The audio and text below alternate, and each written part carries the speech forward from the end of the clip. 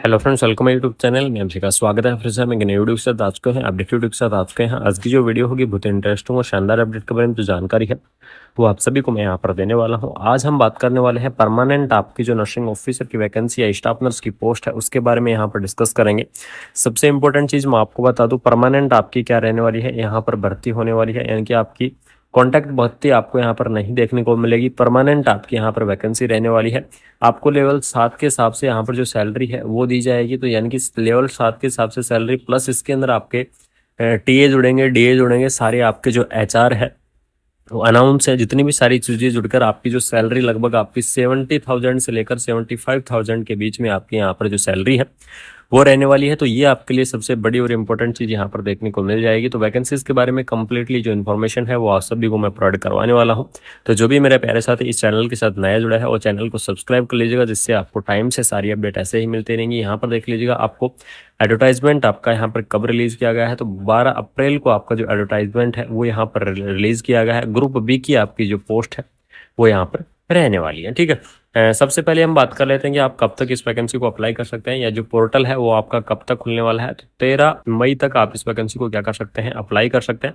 और इसकी official website से ही आपको क्या करना पड़ेगा, वैकेंसी को अप्लाई करना पड़ेगा, क्योंकि ऑनलाइन मोड आपका रहने वाला है। यानी कि सिर्फ और सिर्फ आपका जो एप्लीकेशन का मोड रहेगा वो आपका ऑनलाइन मोड रहेगा। यानी कि बाकी आप किसी भी अदर स्टेट या फिर किसी भी कोई अदर वेबसाइट से आप इस वैकेंसी को अप्लाई नहीं कर पाएंगे। इसमें इसकी ऑफिशियल वेबसाइट है mpsconline.mizoram.gov.in क्या है, इसकी ऑफिशियल वेबसाइट है। और आपको इसी ऑफिशियल वेबसाइट से यहाँ पर क्या करना है, वैकेंसी को आपको अप्लाई करना है। ठीक है, यहाँ पर देख लीजिएगा नेम ऑफ द पोस्ट के बारे में डिस्कस कर लेते हैं। आपकी जो स्टाफ नर्स की पोस्ट है वो आपको यहाँ पर देखने को मिल जाएगी। अगर डिपार्टमेंट की मैं यहाँ पर बात करूँ तो health and family welfare department आपका यहाँ पर रहने वाला है। ठीक है, यानी कि हेल्थ एंड फैमिली वेलफेयर आपका यहाँ पर डिपार्टमेंट रहेगा। ग्रुप बी की आपकी जो पोस्ट है वो यहाँ पर आपकी रहने वाली है। बात करें इसके अंदर सैलरी के बारे में, तो लेवल 7 के हिसाब से जो सैलरी है वो आपको यहाँ पर देखने को मिल जाएगी। यानी कि सैलरी आपकी क्या रहने वाली है, बहुत ही अच्छी खासी यहाँ पर देखने को मिलेगी। ठीक है, एजुकेशन क्वालिफिकेशन के बारे में यहाँ पर डिस्कस कर लेते हैं, क्योंकि सबसे इंपॉर्टेंट जो चीज़ आपको यहाँ पर देखने को मिलेगी वो इसकी एजुकेशन क्वालिफिकेशन और इसका जो सिलेक्शन प्रोसेस है वो आपके लिए बड़ा शानदार और रहने वाला है। इसमें सबसे पहले यहाँ पर रजिस्टर नर्स होनी चाहिए। सबसे इंपॉर्टेंट चीज़ मैं आप सभी को बता दूँ कि रजिस्टर नर्स इस कैंडिडेट जिसके पास आरएन और आरएम नंबर है वो कैंडिडेट क्या कर पाएंगे, इस वैकेंसीज को अप्लाई कर पाएंगे। यानी कि जिनके पास आरएन और आरएम नंबर है वो क्या है, रजिस्टर नर्स के रूप में यहाँ पर आते हैं।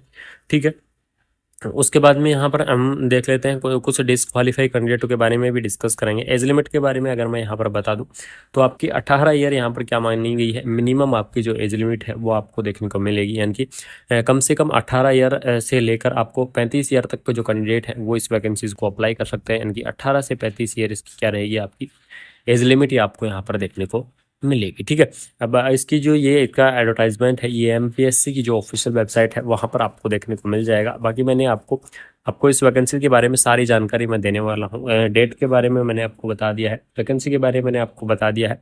ठीक है, एज लिमिट के बारे में बता दिया है, सैलरी के बारे में बता दिया है। बाकी और भी डिसक्वालिफिकेशन कौन कौन कैंडिडेट रहेंगे उसके बारे में भी हम यहाँ पर क्या करने वाले हैं, चर्चा करने वाले हैं। तो यहाँ पर देख लीजिएगा डिस्क्वालिफिकेशन की अगर मैं डिस्कस करूँ, any candidate who have the verification any stage of the recruitment process and do not fulfil the eligible, यानी कि अगर डॉक्यूमेंट्स वेरिफिकेशन प्रोसेस के टाइम में अगर कोई कैंडिडेट एलिजिबल्स नहीं होता है या फिर उनके पास कोई डॉक्यूमेंट्स की कमी होती है तो वो कैंडिडेट वहाँ पर क्या हो सकता है, डिस्क्वालीफाई हो सकता है। उसके बाद में देख लीजिएगा पर्टिकुलरली या फिर detail mention the application should be state completely and the correctly application. अगर आप मान लीजिए इन सबमिट करते हैं या फिर सबमिट अच्छे से नहीं करते हैं या फिर आप करेक्ट इन्फॉर्मेशन नहीं भरते हैं एप्लीकेशन फॉर्म के अंदर, तो आपका जो एप्लीकेशन फॉर्म है वो वहाँ पर क्या कर दिया जाएगा, ऑटोमेटिकली रिजेक्ट कर दिया जाएगा। ठीक है, उसके बाद में देख लीजिएगा scheme of the examination and syllabus के बारे में यहाँ पर देख लेते हैं। तो आपको इसकी ऑफिशियल वेबसाइट पर आपको स्कीम ऑफ द एग्जामिनेशन देखने को मिलेगा। इसके अंदर मैं बता दूँ आपको 50-50% आपका मामला रहने वाला है। यानी 50% हो सकता है आपका इंटरव्यू या डायरेक्ट बेसिस पर लिया जाए, या 50% आपका यहाँ पर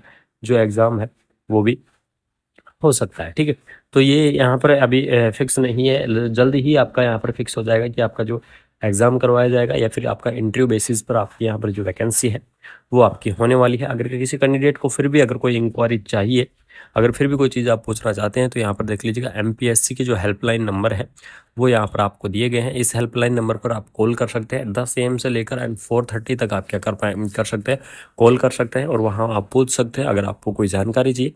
बाकी आपको वैकेंसीज़ के बारे में इन्फॉर्मेशन कंप्लीटली मैं यहाँ पर प्रोवाइड करवाऊँगा, ठीक है। तो ये वैकेंसी थी मिजोरम की MPSC की तरफ से आपको जो वैकेंसी है वो दी गई है। परमानेंट आपकी जो भर्ती रहने वाली है, सबसे इम्पोर्टेंट है कि ये भर्ती आपकी परमानेंट रहेगी। MPSC की तरफ से भी आपको परमानेंट यहाँ पर भर्ती निकाली गई है।